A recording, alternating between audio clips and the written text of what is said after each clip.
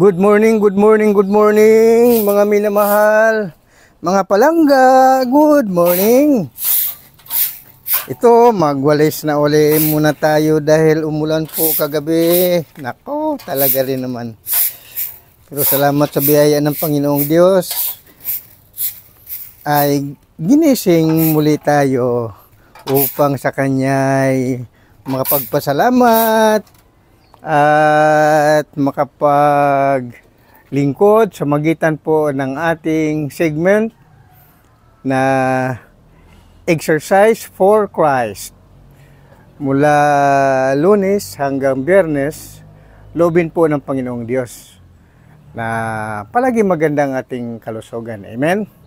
Mamayang kaunti, tayo po ay magbasa muli ng Biblia. Pero dahil sa marami po, nagkalat po ang mga dahon at marami mga tubig ulan na ipon po rito sa rooftop. So ako po ay magwalis po muna mga minamahal, aking mga palangga. Nawa nasa mabuti kayong kalagayan at kayo ay kahit may problema, kunting tiis lang muna dahil tayo naman lahat ay mahal ng Panginoong Diyos. Ang importante ay sumampalataya tayo sa ating Panginoong Hesukristo dahil siya po ang ating kalakasan at pag-asa. Siya rin ang nagkaloob sa atin ng mga blessing. So, tayo ay ito, tanggalin po muna natin itong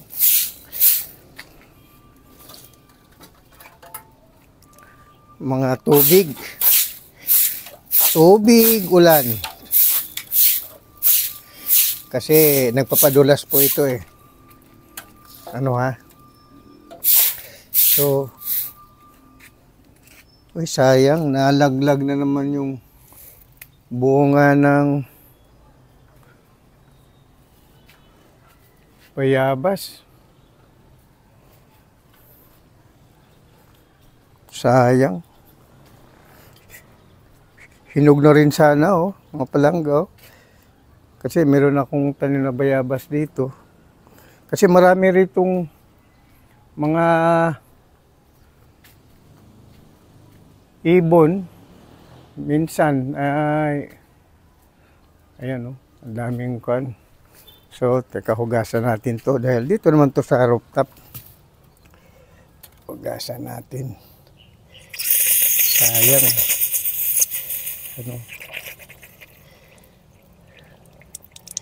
Ayan.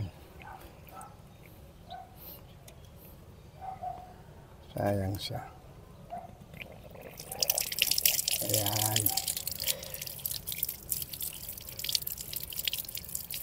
So kainin na lang natin to. Dahil sa mabulok ito pagka importante hugasan na muna. Malinis naman tong dito sa rooftop. Ang kanyang bagsakan ito ay pangalan nito sa Bisaya Santo Papa. Ito yung puno ng bayabas. Yan, kaya ito yung sayang, pero sa awa ng Diyos pwede naman kainin to. Ito naman ang mga puno ng malunggay. Maliban dyan, meron pa akong papaya. Ayan, papaya, kamote. Sa awa ng Diyos, meron pa akong luya dyan. So ito, konting linis lang. Ayan ayan, malinis naman. So kainin natin to. Thank you Lord for this guava fruit, Panginoon. Thanks Lord, bunga ito sa aming garden. So magwalis muli tayo. Thanks Lord, habang kakainin mo natin to. Sarap.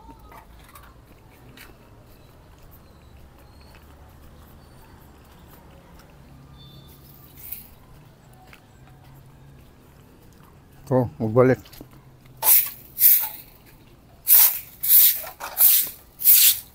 Unahin ko muna itong tubig ulan. Kasi hindi tayo makapag-strolling eh. Ayan.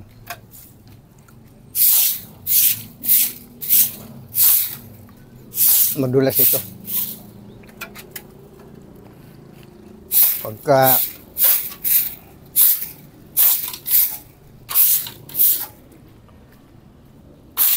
maganda naman ang butilak ng araw.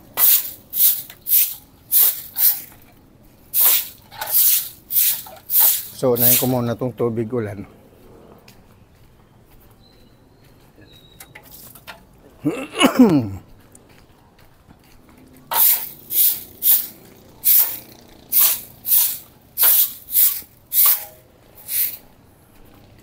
Ang dali lang. Siguro, dapat po ay magbasa muna tayo ng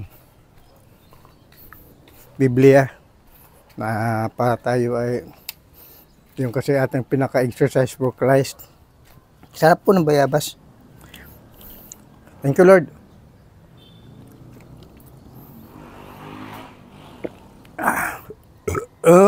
Nakakabusog ang biyaya ng Diyos.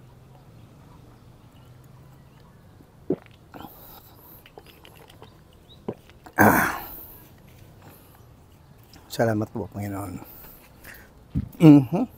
Thanks, Lord. So,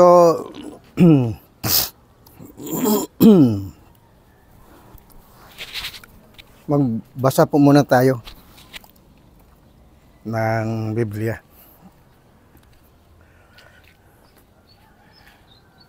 Ay ipagpatuloy po natin yung pinag-usapan natin tungkol sa iglesia na itinayo ng Panginoon Jesucristo. Ito po ang talata Mateo 16:18. At sinabi ko naman sa iyo na ikaw ay Pedro, at sa ibabaw ng batong ito ay itatayo ko ang aking iglesia. At ang pintuan ng Hades ay hindi magsisipanaig laban sa kanya. Mga minamahal, itong talata, Mateo 16:18. Ano nga, Kabanata 16, talata 18. Ay sa unang siglo po ito, 1st century, nang nangaral ang Panginoong Jesucristo sa ikaliligtas ng mga Israelita. Siya po ay may 12 alagad at tinuturuan niya ang kanyang mga apostoles tungkol sa kaligtasan ng Israel upang sila ay makapiling ng Diyos sa kanyang kaharian. Dahil maraming ang tumalikod na mga Israelita, kaya ibig ng Diyos na manumbalik sila sa Diyos. So, ang pangaral ng Ebanghelyo ng Panginoon Jesucristo ay ang babalik loob, pagsisisi ng mga kasalanan, at pagbabagong buhay ng mga Israelita at dumulog sa Diyos, manumbalik sila at pagsisihan ang mga kasalanan upang sila ay mapatawad. Ang mga talatang ito ngayon ang dito kausap ng Panginoong Jesucristo ang kanyang 12 apostol. So, sa ating nabasa ay at sinabi ko naman sa iyo na ikaw ay Pedro, at sa ibabaw ng batong ito ay itatayo ko ang aking iglesia. Salitang pinaka-keywords dito ano ha, kung himay-himayin natin ang mga talata, ikaw ay Pedro. So, sabi ng Panginoon Kristo, at sinabi ko naman sa iyo na ikaw ay Pedro. At kung basahin naman natin ang naunang mga bersikulo, bakit sinabi ito ng Panginoon Kristo sa mga apostoles, ay ganito. Sa versikulo 13 hanggang 17. Nang dumating nga si Jesus sa mga sakop ng Cesarea ni Filipo, ay tinanong niya sa kanyang mga alagad na sinasabi, ano baga ang sabi ng mga tao kung sino ang anak ng tao? At kanilang sinabi, ng ilan, si Juan Bautista. Ang ilan, si Elias, at ang mga iba, si Jeremias o sa mga propeta. Kanyang sinabi sa kanila, datapwat ano ang sabi ninyo kung sino ako? At sumagot si Simon Pedro at sinabi, ikaw ang Kristo, ang anak ng Diyos na buhay. So, sinabi ko naman sa iyo na ikaw ay Pedro. Yan, kaya dito sa talata 18, kaya nagkaroon ng ganitong mga pag-uusap. Dahil nang sinagot ni Jesus, si Pedro ay sinabi sa kanya, at sumagot si Jesus at sa kanya sinabi, mapalad ka, Simon Barjona, sapagkat hindi pinahayag sa iyo ito ng laman at ng dugo, kundi ng aking Ama na sa langit. At sinabi ko naman sa iyo na ikaw ay Pedro, at sa ibabaw ng batong ito ay itatayo ko ang aking iglesia. At ang mga pintuan ng Hades ay hindi magsipanaig laban sa kanya. So, ibig sabihin dito, ang mga apostoles ay nakilala na nila ang Panginoong Hesukristo na siya ay anak ng Diyos na buhay. Siya ang Kristo, ang Mesiyas, ang tagapagligtas. So, sa talata 18, ay may ipinangako ang Panginoon Hesukristo na siya ay magtayo ng iglesia. Tandaan natin, sa talata 18, ito ang mga keywords. Salitang Pedro, salitang bato, salitang iglesia, then pintuan ng Hades na hindi magsipanaig laban sa kanya. So ito ang ating pag-usapan, mga minamahal. So habang tayo ay magwalis muna, ay patuloy rin tayo sa ating pag-bulay-bulay sa mga salita na ating nabasa, Mateo 16:18. Tandaan po natin na ang New Testament ay nasusulat po yan sa salitang Grego.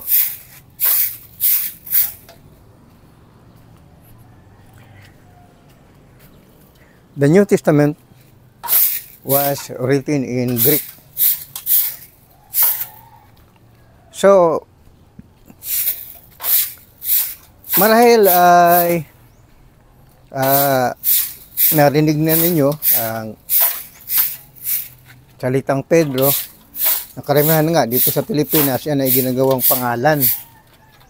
Kasi karamihan naman kasi ng mga pangalan ng mga Pilipino ay hango sa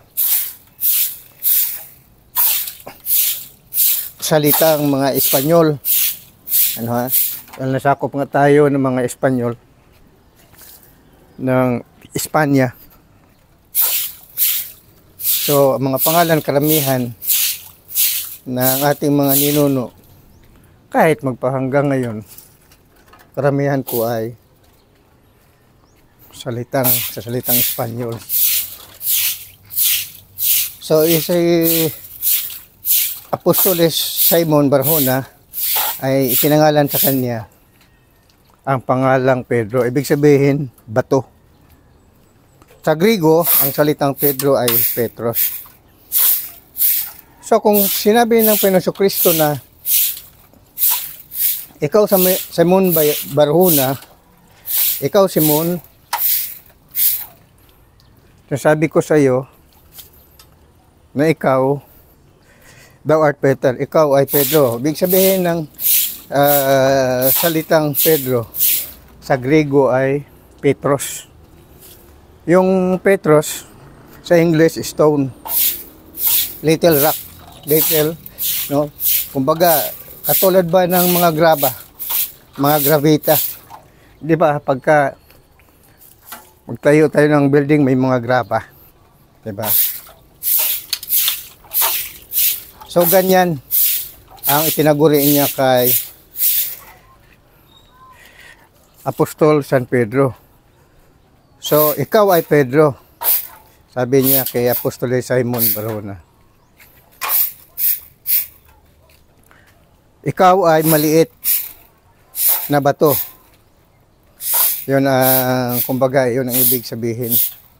At sa ibabaw ng batong ito, so dalawang salita, bato, ang pinapatungkol sa Mateo 16:18. Si Pedro na maliit na bato, at ang maliit na bato ay papatong doon sa ibabaw ng malaking bato. So thou art Peter, upon this rock I will build my church. Na kung ating liwanagin, ikaw, Simon Barjona, ay maliit na bato. O kaya ikaw ay gravita. Ano ha? Yung bang maliit na graba. At sa ibabaw ng batong ito, ibig sabihin, malaking bato. Ang malaking bato ay si Kristo.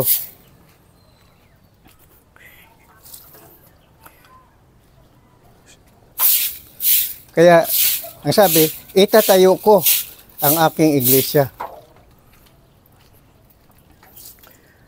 At ang pintuan ng Hades ay hindi mananaig sa kanya.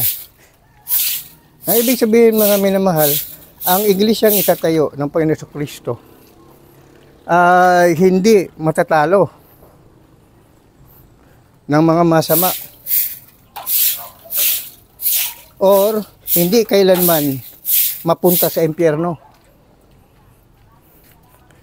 Yung Hades kasi, salitang Griego din po yan. Ibig sabihin yan, sementeryo o kaya impyerno. Dalawa po ang pinapatungkulan ng salitang Hades. So the gates of hell or the gates of the graveyard ay hindi mananaig sa kanya. Na ibig sabihin, mga minamahal, kung ang salitang bato, ang salitang Pedro ay maliit na bato, sa Griego Petros,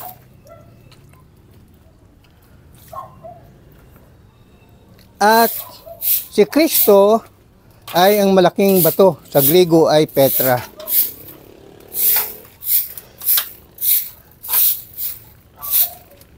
At iyon ang pagtatayuan ng iglesia. Thou art Peter, upon this rock I will build my church. So ikaw ay Pedro, sa magitan, thou art Peter, upon this rock I will build my church. Ikaw ay Pedro, sa magitan ng batong ito, itayo ko ang aking iglesia. Ang bato na pinapatungkol na pagtayo ng iglesia ay ang mismo, ang spiritual rock na si Jesucristo. Siya ang malaking bato. Na ibig sabihin, tandaan natin, nabuhay pa. Silang lahat sa panahon na yun. sa New Testament times ng ating binabasa ang Mateo 16:18, ibalik natin ang ating isipan sa New Testament times, first century. Panahon na yon ay 30 AD. Pagkatapos ng mabaptize si Lord Jesus, 30 AD. So, ibig sabihin ng mga maliit na bato, sila yung mga apostoles na alagad ni Jesucristo.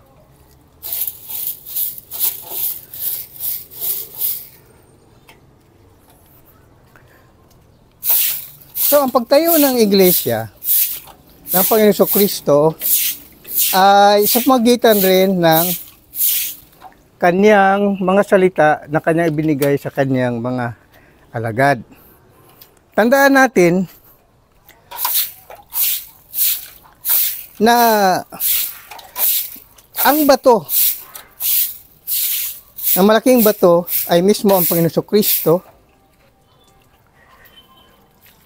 na dahil iyan, ang salitang bato ay tumutukoy sa kanila bilang mga tao na mga buhay sa panahon ng first century. Ibig sabihin, ang mga maliit na bato, Petros, na mga apostol, sila ay mga tao na mga alagad ni Jesucristo. So kung ang sino man na sumasampalataya sa mga salita ni Jesucristo, sila ay pwede ring tawaging mga buhay na bato na katulad ng mga apostoles. Mismo sinabi po yan ni Apostol San Pedro dahil siya nga ang pinagsabihan na ikaw ay maliit na bato. Basahin po natin ang talata. Unang Pedro Kapitulo 2. Kapitulo 2. Ito ang sinabi. Unang Pedro Kapitulo 2. Versikulo 4. Ang sabi rito,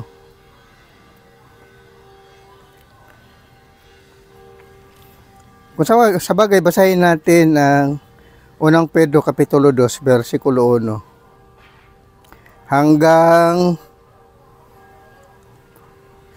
5. Patungkol ito sa mga tao na sumampalataya sa mga pangaral ng mga apostol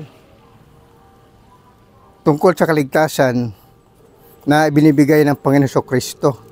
Ito ang sinasabi. Unang Pedro 2, 1 hanggang 5. Kaya't sa paghiwalay ng lahat ng kasamaan at lahat ng pagdaraya at pagpapaimbabaw at mga panaghili at ng lahat ng panglalait, gaya ng mga sanggol na bagong panganak, ay nasain ninyo ang gatas na walang daya na ukol sa Espiritu, upang sa magitan nito'y magsilago kayo sa ikaligtas. Kung inyong mapagkilala ng Panginoon ay mapagbiyaya.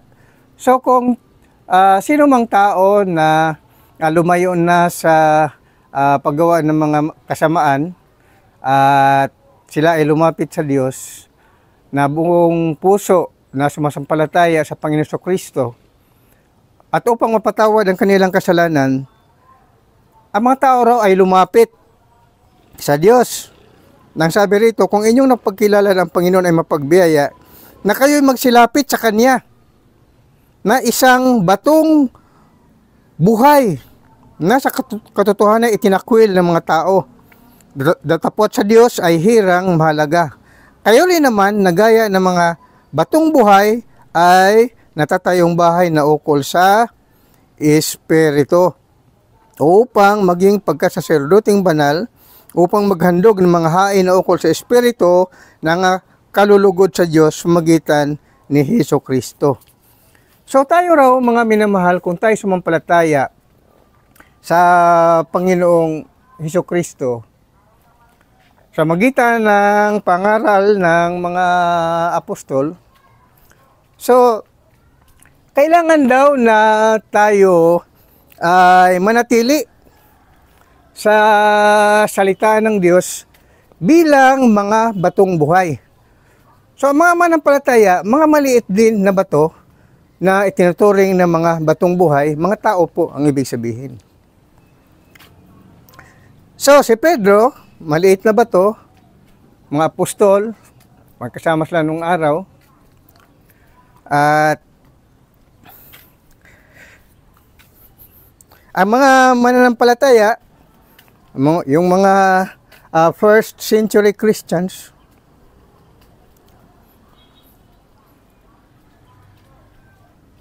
nang sila raw ay sumampalataya sa mapagbiyayang Diyos sa magitan ni Jesus,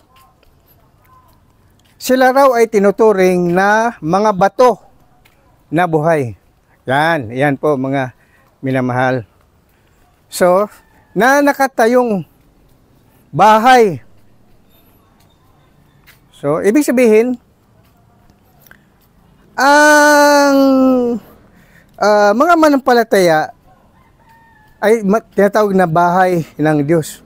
Pamilya ng Diyos. Lahat ng mga sumasampalataya sa Diyos, ang tawag niyan isang pamilya. Isang bahay ng Diyos, no?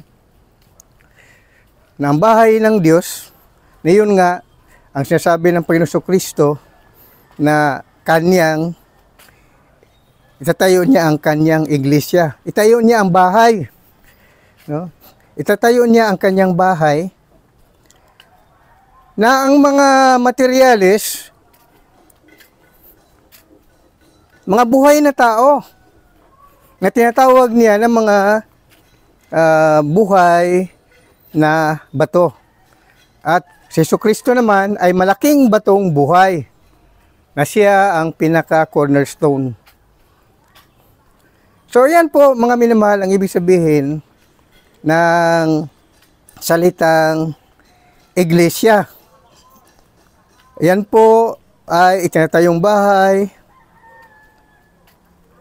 ni Jesucristo na tinatawag niyang Iglesia, thou art Peter, upon this rock I will build my church, ikaw ay Pedro. Sa magitan ng batong ito, itatayo kong aking iglesia. Ang iglesia, yan po ay katawan ni Jesucristo. Kolosa 1:18. At yun namang mga nampalataya bilang mga batong buhay ay sila ay mga miyembro, mga sangkap, no? Mga miyembro ng iglesia, ibig sabihin, mga sangkap ng katawan ni Jesucristo.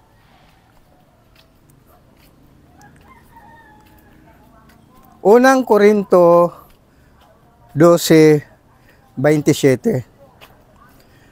So, ang mga miyembro po ng iglesia na itinayo ni Jesucristo, unang itinayo ang iglesia sa Jerusalem. So, the first church and the true church, and it is the mother church, is the church in Jerusalem. Unang siglo po yan, first century church. Tapos sinatasan ng Panginoong Jesucristo ang kanyang mga apostol na ipangaral ang ebanghelyo magmula sa Jerusalem, then sa Judea, then sa Samaria, at sa kahuli-hulihang bahagi ng mundo. So, ibig sabihin, mag-umpisa sa Jerusalem, no, ibig sabihin, dyan sa Middle East, at hanggang lalaganap sa buong daigdig, mga minamahal. Kaya po nakarating sa atin ang pangaral ng Ebanghelyo.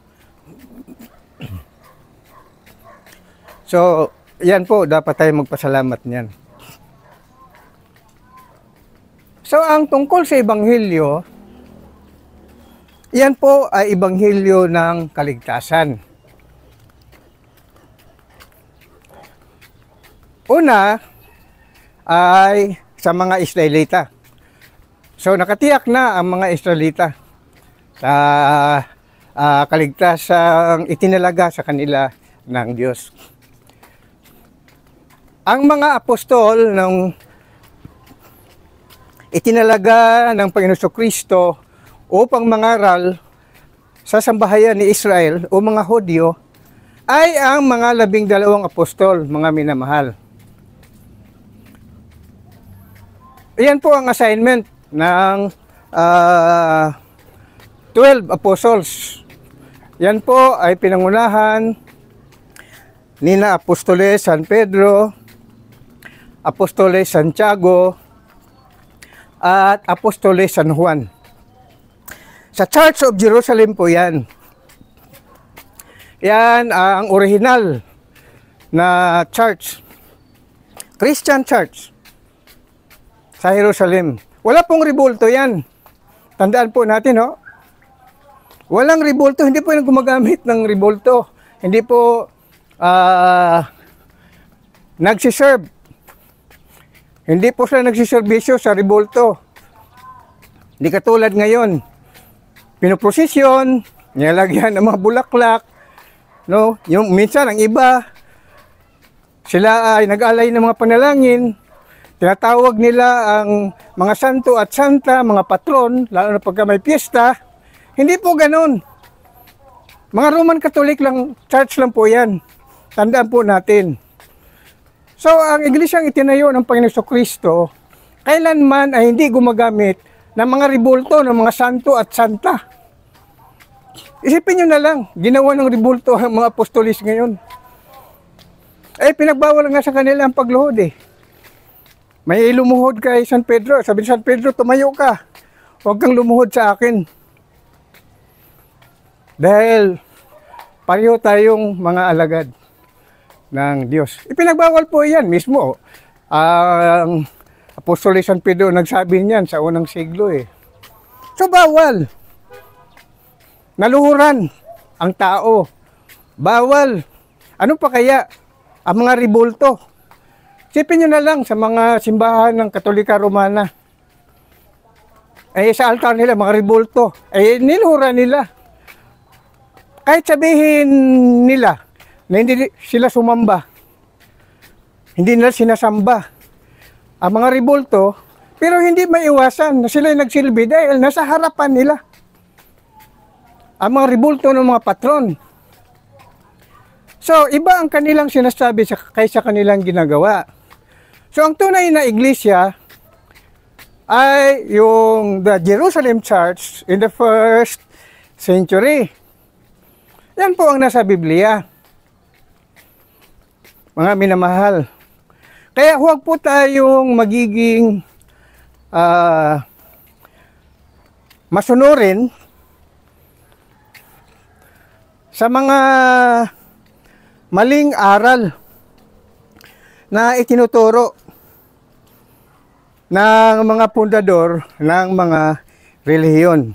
Dahil itong ating kaluluwa, yan po ang binigyan kahalagahan ng Panginoong Hesus. Baliwala naman itong ating katawan sa lupa.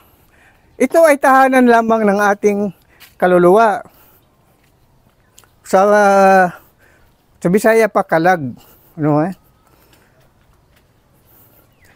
na kung tayo ay maniwala sa Panginoon Kristo, na siya ang ating Panginoon at tagapagligtas, kung papaano si Kristo ay namatay at inilibing at sa pangatlong araw ay nabuhay muli sa mga patay. At si Jesucristo ay ipinangaral niya ang Ebanghelyo ng Kaligtasan bago siya umakyat sa langit at iniutos niya sa kanyang mga apostol ang pagliligtas. So, ang unang Ebanghelyo ng pagliligtas ay para po yun sa mga Israelita.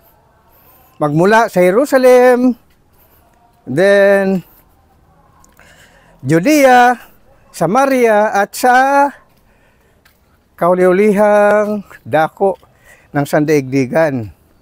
Tandaan din po natin na ang 12 apostles ay sila po ay mga apostoles na naka-assign para sa kaligtasan ng Israel. Paano naman po ang mga hintil, hindi mga Israelita? Tumawag ang Diyos ng isang apostol na ang pangalan ay Saul at pinangalanan din na Paul. So si Pablo ay itinalaga ng Diyos bilang apostol para sa mga hintil, mga minamahal. So, tandaan natin, ang Mother Church na naitayo ng Panginoong Jesucristo sa magitan ng kanyang mga apostoles ay sa Jerusalem. Kaya ang tawag po doon, Church of Jerusalem. So, iyan po ang Mother Church ng mga Kristiyano. Ang mga mamanampalataya po, iyan po ay tinaguruan silang Christian. Tandaan po natin, Christian. Ang mga followers ni Jesus Christ, Christian. Yan po ay nasulat sa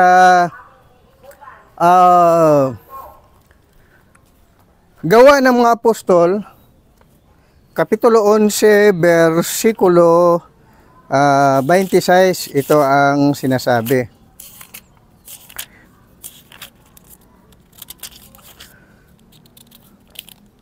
Sabi rito,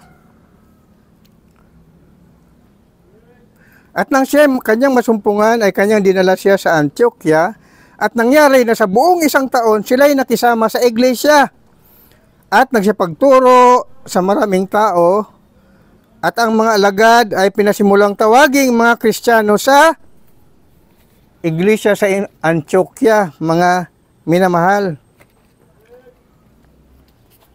Mga Kristiyano. Gawa, Kapitulo 11, versikulo 26.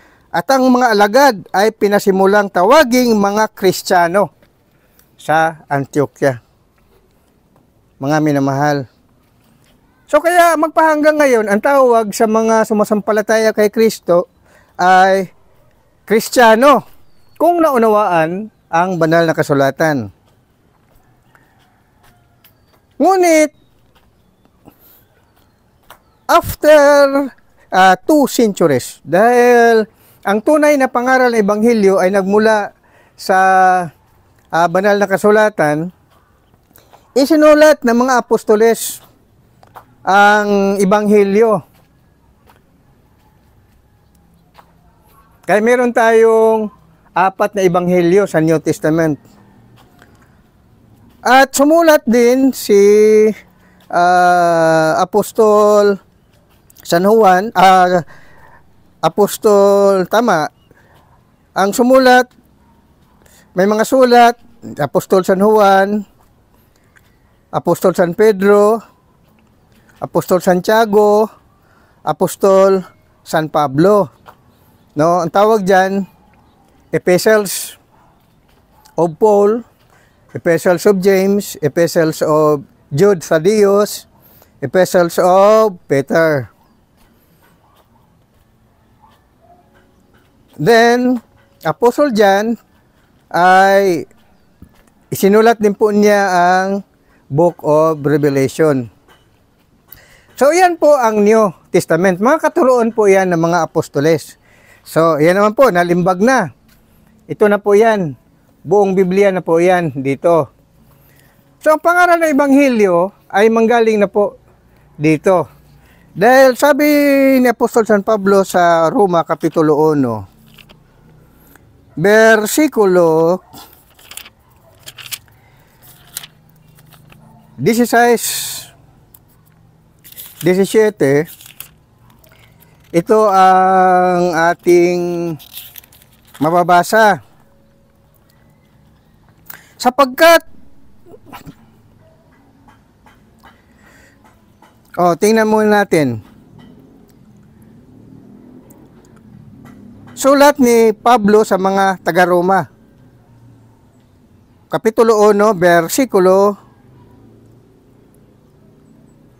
15 hanggang 17. Sabi ni Apostol San Pablo, kaya nga, sa ganang akin, ay handa akong ipangaral din ang Ebanghelyo sa inyong nasa Roma.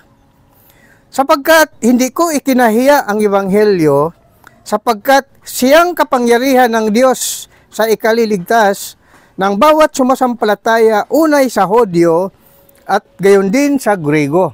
Itong Grego, nagpapatungkol ito sa mga Hintil, ibig sabihin non-Israelite. So, ang unang pangaral ng Ebanghelyo ay sa mga Israelita, then sa mga Hintil. Sapagkat dito, ang katuwiran ng Diyos ay nahayag mula sa panampalataya hanggang sa panampalataya, gaya ng nasusulat. Ngunit ang ganap ay mabuhay sa magitan ng panampalataya. So, ang kaligtasan daw, mga minamahal, ay sa magitan ng panampalataya at sa pangaral ng Ebanghelyo. So, ang nagtayo ng, ang unang nangaral doon, si Apostol San Pablo ay ninasan niya na ipangaral niya ang Ebanghelyo ng Panginoong Jesucristo sa Roma. So, ibig sabihin, ang mga Kristiyano sa Roma, ang unang nakapangaral doon ay si Apostoles San Pablo. Nandito po sa sulat ni Pablo sa mga taga-Roma. Kapitulo 1, versikulo 15 hanggang 17. Ayan, tandaan po natin yan, Si Apostol San Pablo ang nakahatid ng Ebanghelyo sa Roma. Kasi si Apostol San Pablo ay apostol ng mga Hintil. Ibig sabihin ng Israelites. Ang 12 apostol naman ay doon lamang sila sa Israel. Sa panahon na yon, sa unang siglo, wala pang church, wala pang Roman Catholic Church na ang nanguna ay ang Papa sa Roma. Yung bang Santo Papa nila? Wala pa, mga minamahal. Yan po ang tandaan natin. So, ang unang nangaral doon ay si Apostol San Pablo. Doon na rin si Apostol San Pablo namatay sa Roma. Ang emperador ng Roma sa panahon na yon ay sa kapanahonan ni Claudius Augustus. Basta sa 1st century. Ang Israel ay vassal state ng Rome. So sakop ang bansang Israel ng Empire of Rome. So allowed yung relihiyon ng Judaismo, relihiyon ng mga Hudyo. So Judaism, mga sinagoga ang kanilang mga bahay-sambahan. Kaya ang 12 apostol na kasama ni Apostol San Pedro ay nakatalaga sila sa Israel, Judea, Samaria. Then, sa paglabas na ng Samaria ay nangaral na si Apostol San Pablo. Nakarating siya ng Roma. So, ang kaligtasan, mga minamahal, ang sabi ni Apostol San Pablo, kaya nga sa ganang akin ay handa akong ipangaral din ang Ebanghelyo sa inyong nasa Roma. Ang panahon na ito ay more or less, mag-umpisa ito sa 64 AD. Itong more or less kay Apostol San Pablo. 60 hanggang 64 AD. Nangaral si Apostol San Pablo sa labas ng Israel, kasama na ang Roma. Ano ha? So, although si Apostol San Pablo, ito ang record na ating nakita na siya ang nangaral sa Roma. Ebanghelyo nakarating doon sa magitan ni Apostol San Pablo. Ibig sabihin, si Apostol San Pablo ang nakapag-organisa ng church sa Rome. Tandaan po natin yan. Hindi po si Apostol San Pedro. Pinapasauna ko po sa inyo yan. So, ang lahat ng mga nakatalang mga pangalan ng church, no, maliban sa Mother Church ng Jerusalem, na ang namuno ay si Apostle Peter, James, saka John. Ano ha? At sa Rome naman po ay si Apostle Paul, si Apostol San Pablo. Doon din siya namatay, doon din siya nakapangaral ng Ebanghelyo.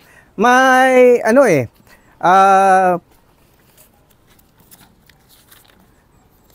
may nilintahan siyang bahay doon eh. Ito po ang ebidensya. Nagrinta ng bahay doon si Apostle Paul sa Roma. Dahil habang siya nakabilanggo doon, tapos pinalaya siya, kaya nakapagpangaral siya ng Ebanghelyo. Ito yan, oh. Roma, gawa ng mga apostol. I should say, gawa ng mga apostol. Ito ang ating talata.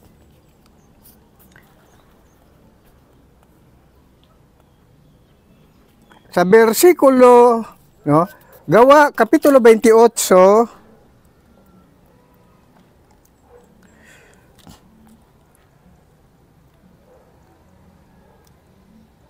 gawa, kapitulo 28, bersikulo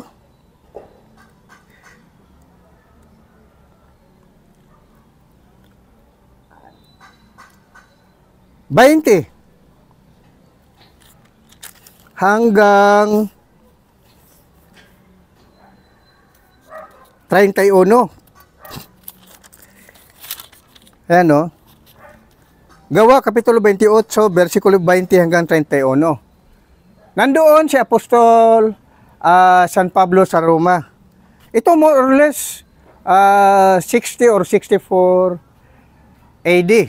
Ano ha? Basta sa ganong pagkataon, more or less lang po natin yan.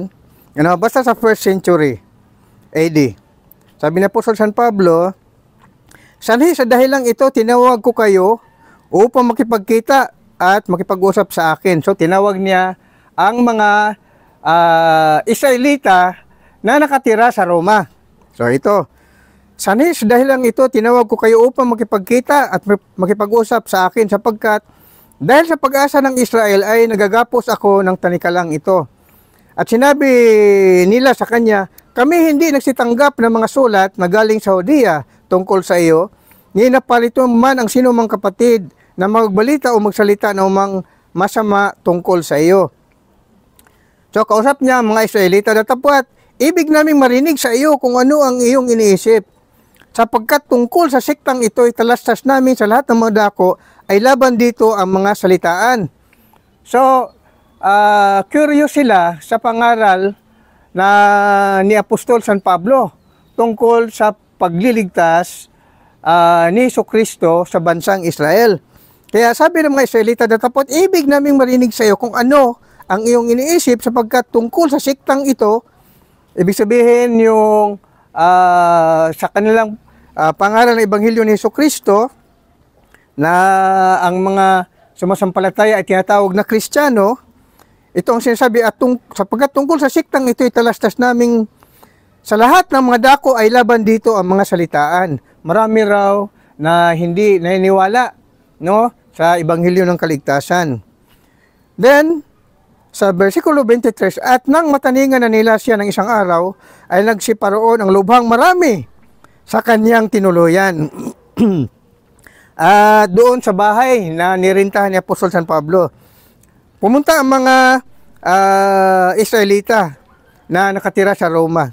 At sa kanila ay kanyang ipinaliwanag ang bagay na sinasaksihan ang kaharian ng Diyos, at sila ay hinihikayat tungkol kay Jesus sa pamagitan ng kautusan ni Moises, at gayon din sa magitan ng mga propeta buhat sa umaga hanggang sa gabi. At ang mga iba ay nagsipaniwala sa mga bagay na sinasabi, at ang mga iba ay hindi nagsipaniwala.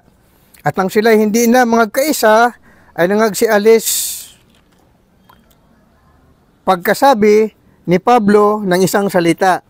Mabuti ang pagkasalita ng Espiritu Santo sa magitan ni Propeta Isaias sa inyong mga magulang na sinasabi, pumaroon ka sa bayang ito at sabihin mo, sa pakikinig ay inyong mapakinggan, at sa anumang paraay hindi ninyo mapag-unawa, at sa pagtingin ay inyong makita, at sa anumang paraay hindi ninyo mamalas, sapagkat kumapal ang puso ng bayang ito, at mahirap na makarinig ang kanilang mga tainga, at kanilang ipinikit ang kanilang mga mata, baka sila'y makita ng kanilang mga mata, at mga karinig ng kanilang mga tainga, at mga kaunawa ng kanilang puso, at muling magbalik loob, at sila'y aking pagalingin.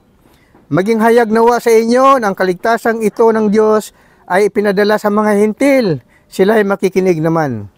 At tumahan si Pablo na 2 taon ganap sa kanyang tahanang inuupahan, at tinatanggap ang lahat ng sa kanya ay nagsisipagsadya na ipinapangaral ang kaharian ng Diyos, at itinuturo ang mga bagay na naukol sa Panginoon Jesucristo ng buong katapangan, walang sino mang nagbabawal sa kanya. Kaya mga minamahal, ang nakapagpundar ng nakapagtayo ng Christian Church sa Roma ay si Apostol San Pablo. Mga minamahal, gawa Kapitulo 28, versikulo 20 hanggang 31. Mga minamahal, ang mga nagsimpalataya sa salita ng Diyos ay kumbaga ang naitayo ni Apostol San Pablo ay house church. House church po doon sa Rome. Yan po mga minamahal. Yan. Acts of the Apostles chapter 28 verse 20 up to 31. Tumahan si Pablo na 2 taong ganap sa kanyang tahanang inuupahan, at tinanggap ang lahat ng sa kanya ay nagsipagsadya na pinangaral ang kaharian ng Diyos, at itinuro ang mga bagay na naukol sa Panginoong Jesucristo ng buong katapangan, walang sino mang nagbawal sa kanya. So ang mga Kristiyano sa Roma, ang nakapag-organisa po doon sa 1st century ay si Apostol San Pablo. House church po ang kanyang naitayo doon, no, sa magitan ng kapangyarihan ni Jesucristo. So tandaan natin, ang mother church ng mga Kristiyano ay Church of Jerusalem. 1st century church po yan. Tapos, kumalat sa Judea, Samaria. Then, si Apostol San Pablo ay tinawag na maging apostol ng mga hintil, non-Israelites, at nakarating siya ng Roma. Siya ang nakapagpundar doon ng house church. Hanggang doon siya namatay sa Roma. Amen? So, tandaan po natin, kaya lang sinabi ng Panginoong Jesucristo na ikaw ay Pedro. Thou art Peter, upon this rock I will build my church, and the gates of hell shall not prevail against it. Ikaw ay Pedro. At sa ibabaw ng batong ito ay itatayo ko ang aking iglesia. At ang pintuan ng Hades ay hindi mananaig sa kanya. So si Pedro, kasama ang kanyang mga apostol, sinunod nila ang Panginoon Kristo, ay itinayo ang iglesia sa magitan ng kautusan ni Hesus Kristo. Ang pundasyon ng iglesia ay si Hesus Kristo. Ito po mga minamahal ay ang Church of Jerusalem. Yan ang original at first century Christian Church. The Jerusalem Church. Ang namuno ay si Apostol San Pedro at ang kanyang mga kasamahang 12 apostoles. Hindi namuno si Apostol San Pedro sa Roma. Taliwas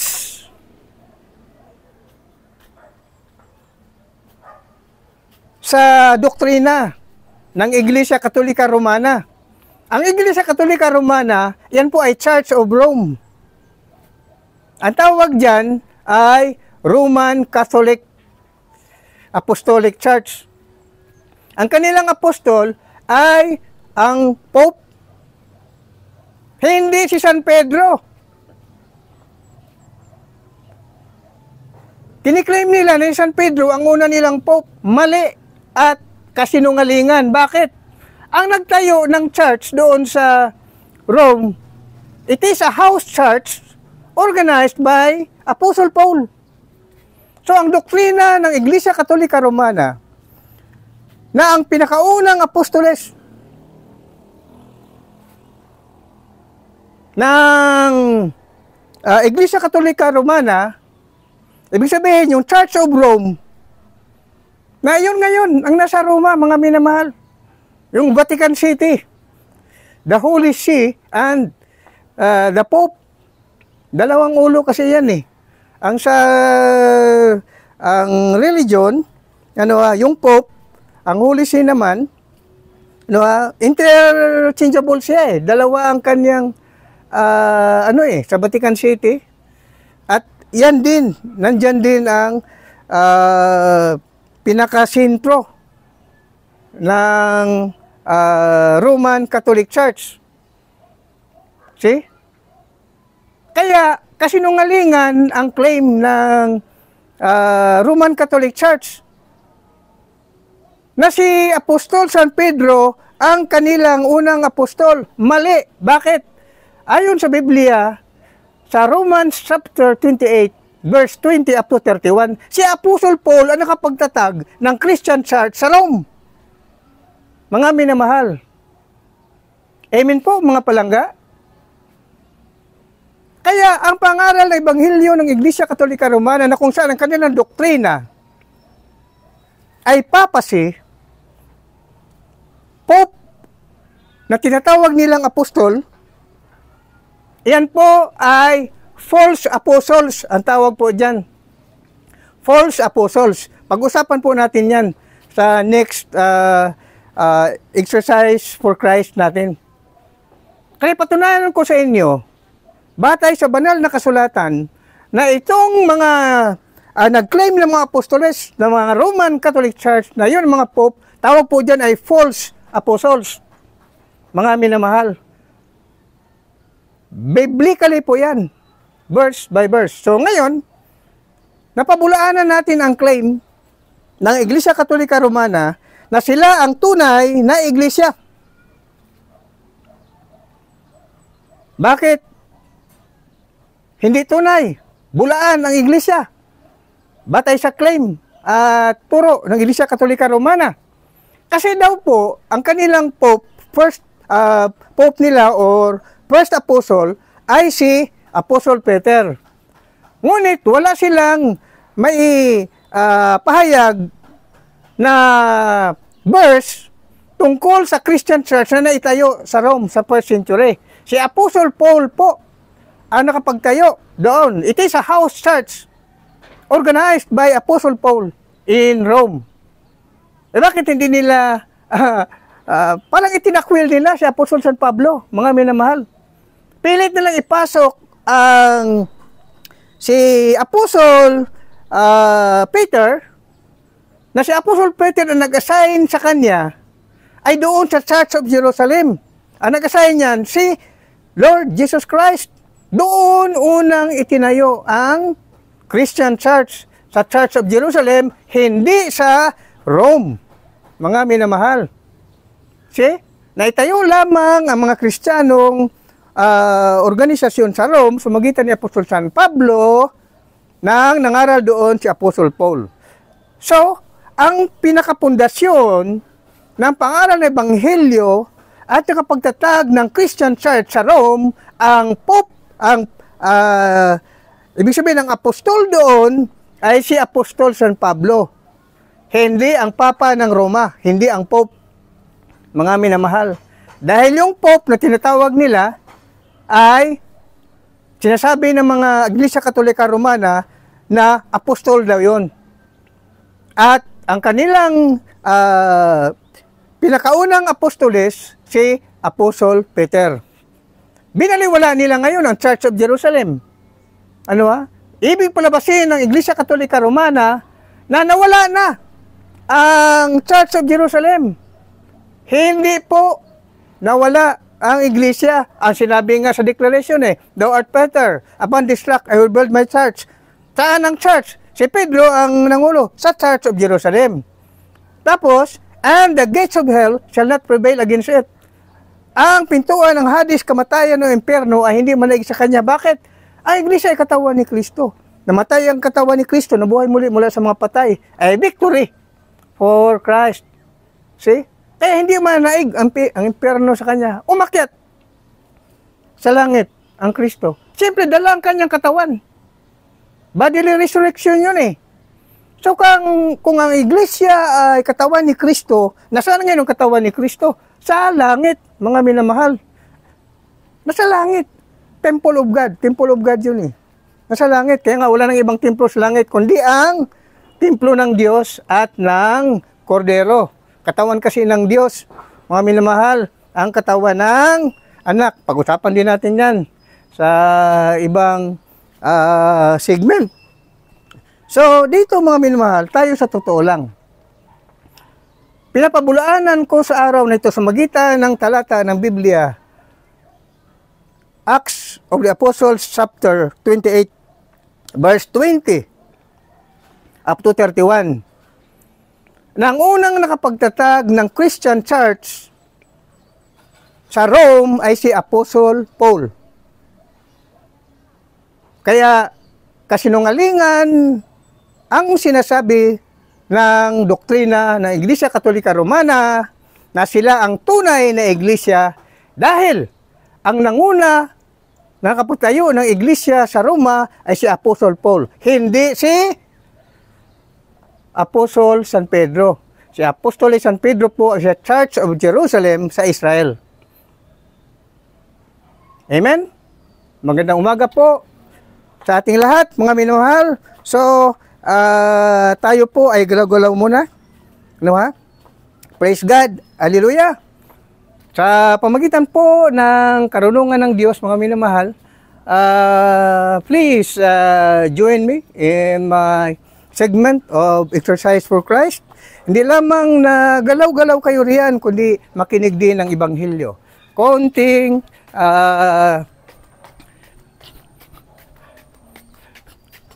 jogging muna tayo. Sa awa ng Diyos. Purihin ang Panginoon. Jumping jack tayo, mga minamahal.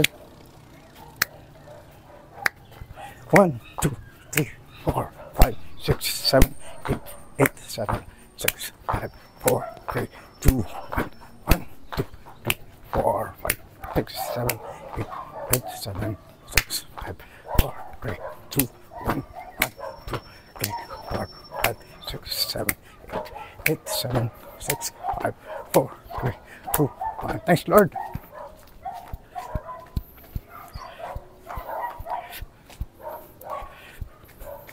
Amen. Napakasarap, mga minamahal, na mag-exercise. Ito, napakaganda ng sikat ng araw. Ipakita ko po sa inyo ang sikat ng araw. Ayan, Ayan po. Ayan. Ayan. So, ayan naman po ang ah, nasa ibaba. Kasi nasa rooftop ako eh. Ayan, oh.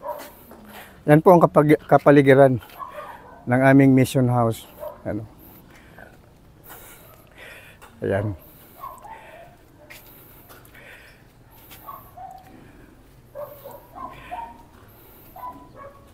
Yan po. Sa kapaligiran po yan. So, thank you po mga minamahal. Ito po ang inyong abang lingkod, Pastor Absalon Nabadon Jr. Sama-sama tayo na mag-exercise for Christ. Praise God. Hallelujah. Dagang salamat mga palangga. Amen. Hallelujah.